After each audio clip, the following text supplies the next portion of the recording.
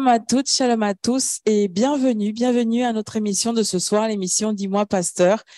Bienvenue devant votre petit écran. Ce soir, nous venons avec un thème particulier, un thème vraiment intéressant.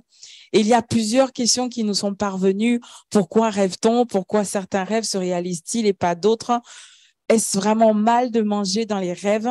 Et c'est quelques-unes de ces questions, du coup, auxquelles notre invité, le pasteur Pascal, va vraiment prendre le temps de nous éclairer ce soir derrière le thème « La place et l'impact des rêves dans la vie d'un chrétien ». Shalom, pasteur. Shalom, Laure. Shalom, chers internautes. Alors, pasteur, la Bible déclare, du coup, dans Actes, chapitre 2, verset 17, « Dans les derniers jours, dit le Seigneur, je répandrai de mon esprit sur toute chair. Vos filles et vos filles prophétiseront, vos jeunes gens auront des visions et vos vieillards auront des songes. » La question, là, comme ça, pour commencer, c'est quelle est en fait finalement la vraie signification des rêves? Pourquoi nous rêvons? OK. Merci encore pour l'invitation. C'est une très bonne question. Surtout le thème est très intéressant pour les chrétiens. Parce que les rêves ont beaucoup d'impact dans le fonctionnement des chrétiens, dans leur foi en la parole de Dieu. Alors, rapidement comme ça, nous rêvons parce que nous sommes des êtres spirituels. C'est ce qui nous permet de prouver à certaines personnes qui doutent encore que nous sommes des êtres spirituels. Les rêves ne sont pas matériels, les rêves sont le fonctionnement de l'être humain de manière spirituelle. Donc, si je dois séparer en deux, donc il y a des rêves qui sont l'expression de notre intérieur, je vais donner plus de détails, par rapport aux événements de tous les jours. Et tout le monde rêve, même les bébés, les adultes, tout le monde rêve. Au moins 1 ou 2 heures par nuit, nous rêvons. Mais une grande partie des rêves que nous faisons, c'est lié aux événements de notre vie de tous les jours. Je disais tout à l'heure que ça nous rassure que nous sommes des êtres spirituels parce que l'homme, la Bible dit dans 1 Thessaloniciens 5, 23, que nous avons un esprit, nous avons une âme et nous avons un corps. La partie âme, c'est l'homme intérieur, c'est l'esprit de l'homme, si vous voulez. C'est l'esprit de l'homme, et ensuite il y a l'esprit de Dieu qui est dans l'être humain. Donc dans l'âme, c'est là où il y a tous les souvenirs de la vie, les sentiments, les émotions, tout ce que nous avons vécu au jour le jour. Et la plupart de nos rêves viennent de là. Nous rêvons parce que l'esprit de l'homme est à même de pouvoir générer des scénarios par rapport à tout ce qui t'a impacté. Donc, l'esprit de l'homme a la même capacité de créer. Donc, lorsque un événement était important pour toi, que ce soit émotionnellement par rapport ou bien par rapport à une personne, tu es à même de rêver ces événements-là, mais avec un scénario, peut-être que tu ne maîtriseras pas, parce que c'est ton esprit, l'esprit humain, qui va mettre en place un scénario, une imagination, qui fera que lorsque tu rêves, tu te dis, mais c'est des choses que j'ai vécues ou auxquelles tu as pensé. Donc oui, le rêve est réel pour tout le monde. Oui, nous rêvons parce que nous sommes des êtres spirituels. La plupart de nos rêves sont des rêves basés sur l'activité de notre homme intérieur, de l'esprit humain, au travers les événements du passé, du présent ou éventuellement ce que nous pensons de l'avenir. De tout ce qui tourne autour de nous, c'est ce que l'esprit humain génère, met des scénarios, les autres appellent ça imagine, et te donne des rêves. Ça veut dire que du coup, nos rêves viennent principalement de notre imagination. Une grande partie, je suis désolé de décevoir beaucoup de personnes, une grande partie de nos rêves sont des activités basées sur notre être intérieur, notre homme intérieur, c'est-à-dire l'esprit humain. Mais entre-temps, il y a des rêves, effectivement, qui sont des rêves spirituels, connectés. C'est pourquoi j'ai dit la plupart. D'accord. Mais ça ne signifie pas que tous les rêves. Quand nous sommes connectés avec l'Esprit de Dieu, nous sommes à même de recevoir de l'Esprit divin de messages, mais on en parlera, je suppose. Et tous les rêves venant de Dieu, venant du monde spirituel, sont de messages pour toi. Personne, dans le plan de Dieu, ne va rêver, ne va faire un songe ou un rêve te concernant. Si la personne a rêvé de toi, cela signifie que ce pourquoi tu es entré dans son rêve, lui, il a quelque chose à voir là-dedans. Mais on en parlera peut-être en détail. Donc, en gros, une grande partie de nos rêves sont des rêves qui tournent autour de notre homme intérieur. Et il y a aussi des connexions avec le monde spirituel de Dieu pour nous transmettre un message, pour nous donner des instructions. Donc, voilà ce que je peux dire sur les rêves. D'accord. Moi, j'ai une question comme ça qui m'est parvenue. Donc, pourquoi certains rêves se réalisent et d'autres carrément non, carrément pas du tout? Mais c'est là que tu as la réponse par rapport à ta question, parce que tu t'es inquiété en disant comment ça, les rêves sont plus sur la couche basse de notre homme intérieur, pas forcément des dieux. Il y a des choses que toi et les internautes devaient comprendre. Je répète que la plupart des rêves sont dans l'esprit humain, avec tout ce qui tourne autour de l'esprit humain. Donc, ces rêves, c'est l'activité de l'esprit humain par rapport à tous les souvenirs, tout ce qui t'a impressionné, tout ce qui a réveillé tes émotions. Il y a une situation difficile, il y a une personne qui t'a fait du bien ou du mal. Toutes ces choses-là sont enfouies à l'intérieur de notre subconscient. Voilà. Oui, tu as une question? Oui, non, mais en fait, du coup, en fait, parce que vous l'avez dit tout à l'heure, oui. Mais qu'est-ce qui fait qu'un rêve ait la capacité de se réaliser? J'étais en train de répondre, mais pour te donner la possibilité de comprendre, dès le moment où ces choses fonctionnent à l'intérieur de nous, nous avons deux possibilités, les accepter ou non. Mais si nous les acceptons, nous s'aimons alors à ce moment-là, à l'intérieur de nous, et nous sommes à même de voir les résultats par la suite. Donc, ce que nous avons dans le rêve, que ça vienne de Dieu ou que ça vienne de notre esprit humain, nous sommes à même d'amener un rêve à se réaliser dès le moment où nous acceptons, dès le moment où nous sommes comme résignés par rapport à tout ce que nous avons vécu ou nous avons vu. Comment nous acceptons les choses? Mais lorsque je me réveille, je réalise que j'ai rêvé. Qu'est-ce que je fais? Je commence à en parler. Je commence à réfléchir. Je commence à penser. Je suis en train de faire asseoir les images qui n'étaient que des images volatiles à devenir de véritables sémences qui sont à ce moment-là sur une dimension de pouvoir se réaliser. Quand Dieu te révèle quelque chose, parce que c'est ce qui intéresse les chrétiens, tu te dis, puisque c'est Dieu, ça va se réaliser inéluctablement. Ça peut ne pas si tu n'acceptes pas. Alors, je ne sais pas si tu comprends. Oui, je comprends. Voilà. Mais du coup, là, comme ça, ce qui me vient en fait à l'idée, c'est lorsque Joseph se trouve dans la prison. Oui. Et qu'il reçoit en fait, donc il est en fait entouré du coup des prisonniers du roi. Oui. Et en fait, ces prisonniers-là, du coup, il y en a deux. Il y a un qui a fait le rêve. Il y en a deux qui font du coup des rêves et qui viennent auprès de Joseph en disant, on a vraiment mal dormi, mais on a vu ça, on a vu ça, on a vu ça. Oui. Et lui, en fait, du coup, il arrive à discerner et à interpréter en fait ce qu'il en est. Et bien. Moi, je me mets un peu à la place de ces prisonniers en fait du roi, du coup, de Pharaon. Oui.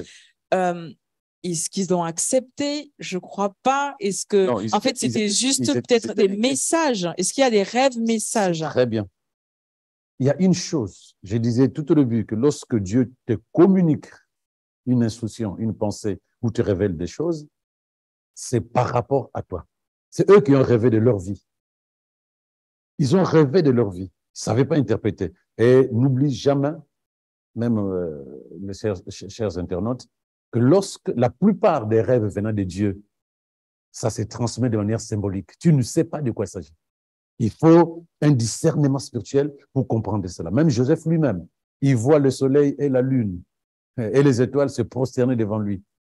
Mais il s'agissait de sa famille. Même ces deux rêves dont tu parles dans la prison, ces personnes n'avaient pas vu leur vie de manière précise. Il y a un qui dit, non, ben, les oiseaux piqueraient sur ma tête. Mais on lui dit, mais on va te couper la tête. Quel est le lien entre ce symbole et la vérité de ce que Dieu communique à cette personne? Donc, l'élément essentiel, c'est que nous devons arriver à comprendre que nous ne sommes pas habilités, si ce n'est pas dans la capacité que Dieu peut donner, nous ne sommes pas habilités à pouvoir interpréter un songe que quelqu'un d'autre a fait. Parce que le message est à lui. C'est Dieu seul, parce que Dieu était derrière le projet qu'il avait pour Joseph. Il lui a donné les capacités spirituelles de pouvoir interpréter, parce que c'est ce qui l'a mené jusqu'au trône, jusqu'au palais. Mais tu fais un rêve, parce qu'aujourd'hui, c'est ça, dans nos églises, interprétation des songes, mais les différents dons du Saint-Esprit, en tout cas depuis la Pentecôte, tu ne verras pas ça. Aujourd'hui, l'Esprit parle directement, révèle directement les choses, te donne le discernement automatiquement. Donc, lorsque tu regardes ce qui se passe après la Pentecôte, il n'y a plus un don qui s'appelle interprétation des songes. Pourquoi? Parce que nous sommes conduits par le Saint-Esprit. Nous sommes conduits par le Saint-Esprit et nous avons la lumière des choses au travers de la parole de Dieu. Donc, un élément essentiel. Lorsque tu rêves et que Dieu te communique une pensée, il faut un discernement. Parce que tu n'auras pas forcément quelque chose de précis, te disant voilà de quoi il s'agit. La plupart, quand tu regardes dans l'Ancien Testament où Dieu parlait par le rêve, les gens avaient besoin de quelqu'un qui avait l'esprit pour interpréter, parce que c'était des symboles. Ce n'était pas des symboles précis par rapport à la vie ou au message de la personne. Donc ça, c'est un élément essentiel qu'il faut prendre en compte. D'accord. Voilà. Donc, est-ce que, du coup, parce que là, vous l'avez dit, lorsque Dieu veut transmettre un message, du coup, il peut passer par les rêves. Oui. Est-ce que le diable également peut trouver, en fait, passer par ce moyen-là pour nous communiquer un message ou pour nous effrayer ou pour manifester la peur à l'intérieur de nous? Est-ce que c'est possible, ça? Oui et non. Non, parce que si né de nouveau, ta vie est en Christ et que l'Esprit de Dieu demeure au-dedans de toi, lorsque tu dors, c'est ton esprit humain qui s'éteint. Quand je dis qui s'éteint, qui s'endort. Mais ton esprit divin, l'Esprit de Dieu, ton esprit, reste connecté, reste éveillé. Si ta vie est à Christ, il n'y a que l'Esprit de Dieu qui peut parler avec toi. De là, nous parlons, puisque le thème, c'est la place et l'impact des rêves dans la vie d'un chrétien. Chrétien né de nouveau, dont la vie est dans les mains de Christ. Donc non, le diable ne peut pas impacter tes rêves si tu es connecté à Christ, tu es connecté à l'Esprit de Dieu, pour la simple raison que le canal qui est ouvert quand tu dors, quand tu n'as plus de volonté humaine, c'est le canal spirituel entre ton esprit et l'Esprit de Dieu. Mais sur le oui dont je parlais tout à l'heure, oui, il peut impacter. Si quelqu'un ouvre les portes au travers de la divination, au travers d'une culture basée sur l'esprit des morts, au travers un comportement. La Bible dit dans Éphésiens 4, je sais pas, voilà, où il dit si vous êtes en colère ou si vous vous mettez en colère, faites tout pour que la colère ne se couche pas avec vous. Pourquoi? Parce que vous ouvrez la porte à Satan. Or, il dit deux choses. Tu dors, que la colère ne se couche pas sur toi. Cela signifie quoi? Cela signifie que lorsque tu te couches, tu n'as plus la pensée de contrôler ta vie, mais à cause de la colère que tu as laissé dormir avec toi, la porte s'ouvre. À ce moment-là, le diable est à même de pouvoir impacter tes rêves. Et tu vas voir des choses qui sont sûrement en liaison avec ce qui t'a énervé, ou la personne, ou les situations qui t'ont énervé. Oui, tu lui ouvres la porte. Tu lui ouvres la porte. Oui, le diable peut impacter. Lorsque les portes sont ouvertes, divination, culture, des traditions fétichistes ou traditionnelles, où beaucoup de personnes sont chrétiennes, mais quand ils rêvent, ils repartent dans la tradition pour comprendre le rêve. Mais la peur même de l'avenir peut faire qu'une personne rêve euh, on lui dit, tu ne travailleras pas, tu ne te marieras pas, qu'on lui a ravi un mari, il a peur. Parce que ce n'est pas comme ça que Dieu va te révéler la vérité. Dieu te révélera jamais la vérité sur toi dans de faits aussi euh, humains, comme on Ouais. l'entend souvent dans les rêves de beaucoup de personnes. Mais justement, donc du coup, il y a bien des rêves en fait où, par exemple, je prends un exemple, hein, quelqu'un par exemple qui fait un rêve où il est en plein combat, il est en train de combattre Oui. et en fait, est-ce que finalement les combats en fait qu'on fait dans les rêves euh, sont les mêmes en fait qu'on fait en physique. Je veux dire, si par exemple dans le rêve, parce qu'on a tellement entendu des choses, hier j'ai rêvé de mon grand-père qui venait Oui, en songe le et pauvre. il m'a donné un coup de pied et Oui. puis finalement en fait en physique, est-ce que ça peut se répertorier? Moi j'ai entendu des choses, par exemple quelqu'un qui a vraiment reçu un coup un coup de poing, un coup de couteau, bref, dans le rêve Oui. et en physique il a commencé à avoir une plaie, il a commencé à avoir un hématome qui s'est transformé en blessure inguérissable. Il y a eu plein de choses comme ça. Est-ce que c'est possible ou c'est juste de l'imagination? Si nous savons faire la différence entre les deux parties de notre être qui sont invisibles, je parle de l'esprit et de l'âme, l'esprit qui est connecté à Dieu par le Saint-Esprit ne peut pas être impacté par le diable.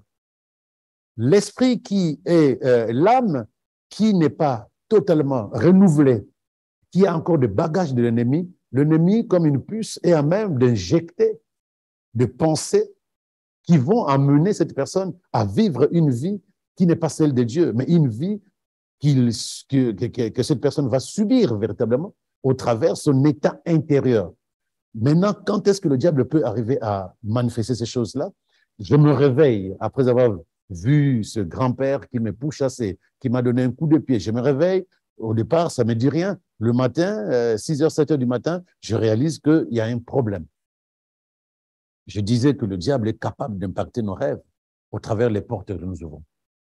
Mais ces portes, c'est nous qui les ouvrons. Donc, cette personne doit plutôt se poser la question, quelle est ma vie intérieure? Pourquoi cela arrive? Parce que on a tellement de versets qui disent que toute arme forgée contre toi n'aura aucun effet sur toi. Pourquoi, dans le rêve, ces armes-là peuvent se manifester dans le physique? Puisque je suis enfant de Dieu, c'est que véritablement, il y a une déconnexion entre moi et Dieu qui permet à l'ennemi de pouvoir accomplir ses desseins contre moi. Je ne sais pas si je comprends ça. Quand on est à Christ, le diable n'a aucun pouvoir sur tes rêves. Aucun.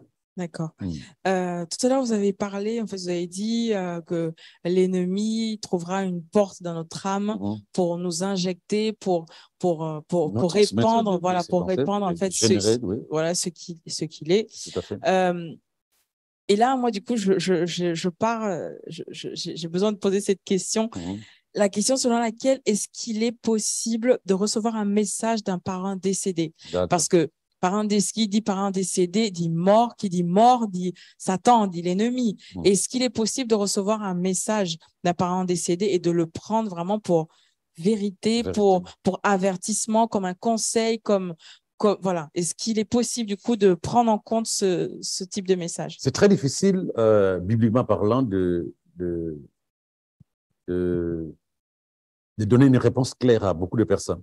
Parce qu'il y a des gens qui ont eu des expériences dans ce sens-là. Un parent décédé revient dans ton rêve pour te dire ce qu'il faut faire, ce qu'il ne faut pas faire. Mais si je repars dans la Bible dit que les morts ne savent plus rien. Pour eux, il n'y a plus de salaire, ni leur amour, pardon, pour nous, ni leur haine ne peuvent plus rien contre nous. Parce qu'ils sont dans un autre monde et ils n'ont plus les capacités de communiquer avec nous. Mais entre-temps, plusieurs personnes te diront, moi j'ai vécu ceci, moi j'ai vécu cela. Il faut que tu comprennes quelque chose. Tout à l'heure, je disais que l'ennemi est à même de pouvoir impacter nos rêves au travers de choses comme la divination ou ce qu'on appelle les esprits des familles, les esprits familiers. C'est-à-dire que nous sommes liés par les émotions intérieures à ceux qui nous ont quittés. Donc, nous avons développé des relations qui ne se sont pas pratiquement coupées après le décès de ces personnes-là. Alors là, il y a une délicatesse. Parce que l'ennemi qui connaît notre penchant vers ce désir de garder intacte la pensée et le souvenir de ces personnes-là, est à même de profiter de ça. J'ai connu une jeune fille qui a vécu pendant longtemps avec sa mère, qui était décédée alors qu'elle n'avait que 7 ans. Mais en même temps, elle voyait sa mère jusqu'à ce qu'elle soit majeure, 20 ans, 25 ans, mais qui ne lui faisait pas du mal. Parce que ce jour-là, on était en train de détruire et de chasser les esprits des morts, les esprits qui habitent les pensées et l'esprit de beaucoup de personnes, même dans l'Église. Et le lendemain, quand on a terminé, c'était à l'Église, elle est venue me voir pour me dire, mais si cette personne décédée, qui revient régulièrement dans la vie d'une personne, ne fait pas du mal. Je dis de qui il s'agit, je lui ai posé la question, elle me dit, c'est de ma mère. OK, mais à quel âge avais-tu quand elle est décédée? Elle me dit 7 ans. Je dis, aujourd'hui tu as 20 et poussière, 25 par là. Est-ce que tu es convaincu que la personne que tu vois, c'est ta mère? Parce que quelle image, quel visage, quel âge aujourd'hui aurait ta mère pour que tu sois convaincu que celle qui se présente comme ta mère est véritablement ta mère? Elle a compris. Parce que lorsque nous sommes penchés vers ces esprits familiers, l'ennemi est capable de nous posséder en nous faisant comprendre que non, ça fonctionne. Et qu'est-ce que nous faisons? On n'est plus dans la pensée de l'esprit. On a un conseiller, mon père, mon oncle, ma mère, mon frère, qui sont décédés depuis longtemps. C'est eux qui viennent régulièrement dans notre vie pour nous donner des conseils. Mais il y a un danger. On n'a pas cette capacité, on n'a pas cette discernement en disant non. Ils sont censés, bibliquement, spirituellement parlant, ne plus être en communion avec nous. Sinon, comme disent beaucoup de personnes, c'est des âmes qui n'ont pas encore le repos parce qu'ils se disent, j'ai une mission. Mais spirituellement parlant, si c'est le cas, c'est parce que nous les emprisonnons par cause de nos émotions, à cause de nos pensées, à cause de notre désir de ne pas oublier, de ne pas accepter leur mort. Et nous nous enfermons. Spirituellement, tu auras du mal à discerner cela. Mais ça existe. À ce moment-là, il faut lâcher prise, bénir le Seigneur pour la vie qu'ils ont vécue avec nous et libérer notre esprit, nos pensées, afin que totalement leurs souvenirs soient coupés. Ça ne suffit pas qu'on les oublie. Non, ça suffit simplement que l'ennemi ne va pas utiliser ces ponts que nous avons tracés pour pouvoir continuer à nous inculquer des choses qui ne sont pas bibliquement, spirituellement vraies, si tu veux. C'est dans ce sens-là. D'accord. Mm. Est-il possible, en fait, normal, et ou d'une autre manière, est-ce vraiment mal de manger dans ses rêves? Ah, d'accord. Pourquoi je souris? Parce que je sais que c'est difficile pour les chrétiens. Alors, je vais juste lire un verset. C'est jusque-là. C'est Ésaïe 29, versets 7 à 8. Il dit ceci, la multitude des nations qui te faisaient la guerre, Ariel, c'est Jérusalem, ceux qui t'attaquaient, ceux qui t'entouraient de retranchements et qui t'ont malmené, s'évanouissent tous, écoutez bien, comme un rêve s'évanouit, comme une vision dans la nuit. Alors, il y a ce verset 8, je pense, qui est tellement intéressant. Un homme affamé rêve qu'il est en train de manger. Mais quand il se réveille, il a encore faim. Il a le ventre creux. Un homme assoiffé rêve qu'il est en train de boire. Mais quand il se réveille, épuisé, il a encore la gorge sèche. Ainsi en sera-t-il pour la multitude des nations qui faisaient la guerre contre le mont Sion. Ce verset parle de manger en rêve, de manger et de boire en rêve. Mais quand ces personnes qui mangent et qui boivent en rêve se réveillent, ils ont encore faim. Ça signifie simplement quoi? Ce qu'ils ont vécu dans le rêve n'a aucun impact dans leur vie de tous les jours, puisqu'ils ont encore faim. Ce qu'ils ont vécu en rêve n'impacte pas leur vie physique. Il n'a pas dit que quelque chose, il n'a pas dit que quelque chose ne va pas parce qu'ils ont rêvé qu'ils mangeaient. Il n'a pas dit que leur vie a été totalement chamboulée parce qu'ils étaient en train de boire pendant le rêve. Non, il a dit, ça s'évanouit comme un rêve. Il a dit que tu peux manger. Dans ton rêve, tu peux manger. Tu peux rêver que tu manges. Mais ça n'a eu aucun impact dans ta vie. Il a donné à manger à Pierre. Il dit mange. Mais nulle part dans la Bible où je cherche, qui ont fait partie de Genèse jusqu'à Apocalypse, un verset où le diable mange, donne à manger à quelqu'un pour le posséder. Il n'y a aucun verset. Mais entre-temps, Dieu a donné à manger à ceux qu'il servait. Et jusqu'à aujourd'hui, c'est un vrai problème pour les chrétiens. Parce qu'on est dans ce que moi je peux appeler un regard traditionnel de la foi, la sorcellerie. Mais qui suis-je pour que je sois à même d'être impacté dans mes rêves par un sorcier? Si avant de me coucher, ma vie, je la consacre à Dieu. Et si justement, en fait, parce que franchement, alors, moi, j'ai entendu des choses et j'ai vu des choses où, par exemple, parce que ça arrive, que dans le monde spirituel, de la même manière, parce que, en fait, finalement, l'ennemi ne crée rien. Il ne fait que copier, en fait. De la même manière, nous, on peut être là en train de se dire, Seigneur, nous prenons ton corps, nous buvons ton sang, tu règnes en nous, tu demeures en nous. Et de la même manière, l'ennemi peut très bien utiliser un repas mystique, un repas dans les rêves pour avoir un point de contact avec quelqu'un. Donc, mais ça, c'est pas la même chose. Parce que si je suis invité chez quelqu'un de manière physique et que sa nourriture est consacrée à son Dieu, à lui, à Satan, mais j'aurai deux réactions ou je vais avoir deux conséquences. La première conséquence, ils boiront des breuvages mortels, ils ne mourront pas. Donc, ça existe. Ben oui. Et si quelqu'un fait la même chose dans la nuit? dans les rêves, non. Dans le rêve, je reviens sur les deux classes de rêves. Le rêve de l'esprit humain et le rêve où Dieu me communique sa pensée. Où mettras-tu le rêve où le diable ou le sorcier te fait manger quelque chose pour détruire ta vie, sachant que officiellement, il n'a aucun pouvoir sur tes rêves. Je reprends pour le chrétien, il n'a aucun pouvoir sur tes rêves à condition que tu aies ouvert des portes aux esprits mauvais. Donc, n'ayant aucun pouvoir sur tes rêves, comment va-t-il te donner à manger dans le rêve, sachant qu'il n'a aucun pouvoir sur toi? Mais la seule personne qui peut te donner à manger, c'est Dieu qui nourrit l'homme que tu es.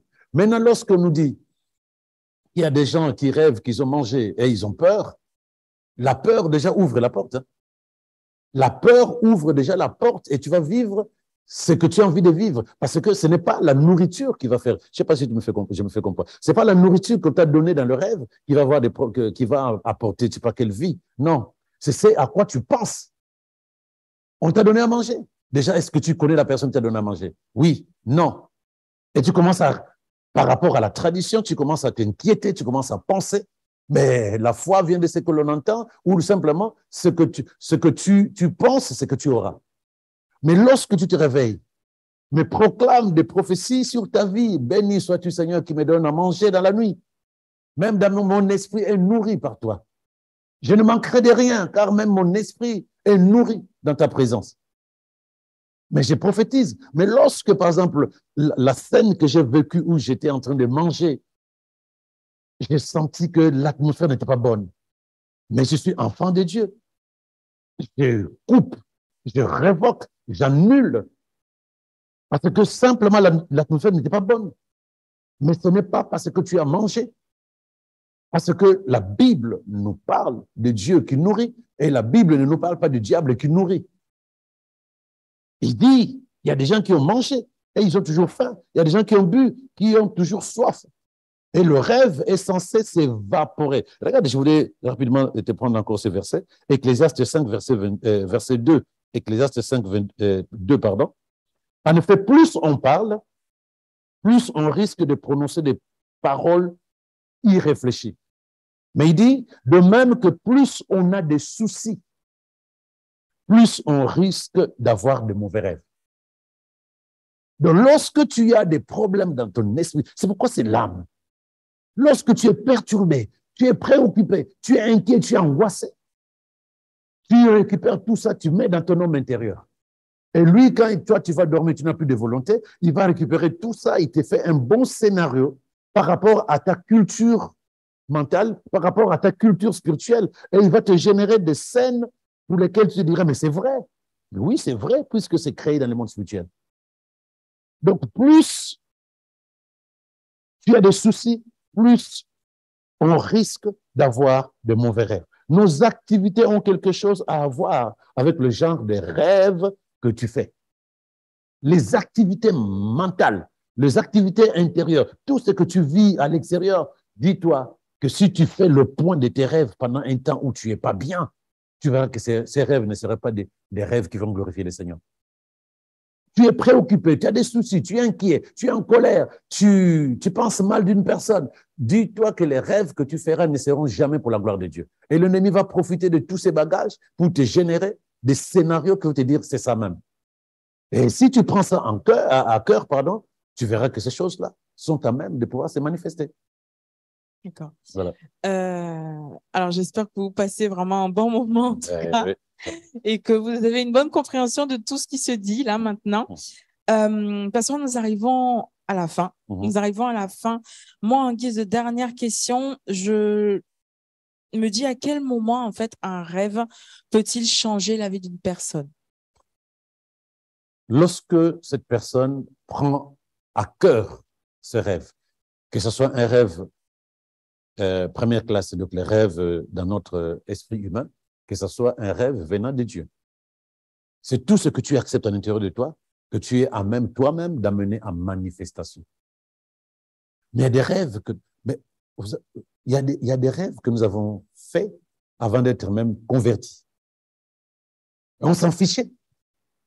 Mais ces rêves ne nous ont jamais poursuivis. Et aujourd'hui, nous sommes devenus tellement derrière ça que un petit rêve, on cherche à comprendre quel est le message qui est derrière. Mais pendant tout ce temps, nous sommes en train de s'aimer toutes les images que nous avons vécues durant le rêve. Et ces images, nous les sèmons à l'intérieur de nous, mais tout ce que nous sèmons dans notre cœur, si c'est bien arrosé par les émotions, par les sentiments, par la peur, par la joie, tout ce que tu veux, ces choses vont se manifester inéluctablement. Je ne dis pas que Dieu ne veut pas te transmettre un message où il te dirait voilà ce que je vais faire, mais je te garantis que c'est derrière sa parole et sa parole seule par rapport au plan qu'il a pour toi. Donc, nous sommes à même de contrôler nos rêves et nous sommes à même, les rêves peuvent changer notre histoire, notre vie, à condition que nous les acceptions de manière réelle, concrète. Quand nous acceptons quelque chose, cette chose devient notre vie. Et c'est ça qui va faire la différence. Je ne sais pas si tu comprends ça. Qu'est-ce que vous pouvez dire juste là, comme ça, aux internautes qui nous regardent et qui vivent en fait, qui ont des rêves vraiment très perturbés, qui n'arrivent pas à dormir la nuit, qui sont remplis de terreur parce qu'ils sont poursuivis, parce que il y en a qui voient tout simplement, en fait, on les arrache leur enfant, on leur arrache, voilà. Bref, en fait, des rêves vraiment où on n'a vraiment plus envie de dormir. On a vraiment, en fait, finalement, plus de paix et on se retrouve un peu comme en terreur, avec la peur, avec une incompréhension finalement, en fait, de ce qui se passe la nuit. On ne gère plus rien, en fait. Qu'est-ce que vous pouvez dire à ces personnes-là aujourd'hui, ce soir? Je voulais rassurer parce que je crois on semble avoir déçu peut-être beaucoup de personnes qui pensaient que leur vie était basée sur les rêves. Déjà, bien aimé, Dieu ne te conduira plus seulement sur les rêves. Pourquoi? Parce qu'à l'intérieur de toi, il y a le Saint-Esprit. À l'intérieur de toi, il y a la parole de Dieu. Il dit que sa parole sera ta lumière. Sa parole sera quoi? Une lampe. Et il dit, celui qui marche avec le Saint-Esprit est enfant de Dieu. Donc, il y a des choses qui doivent reprendre, qui doivent être recadrées à l'intérieur de notre manière de croire.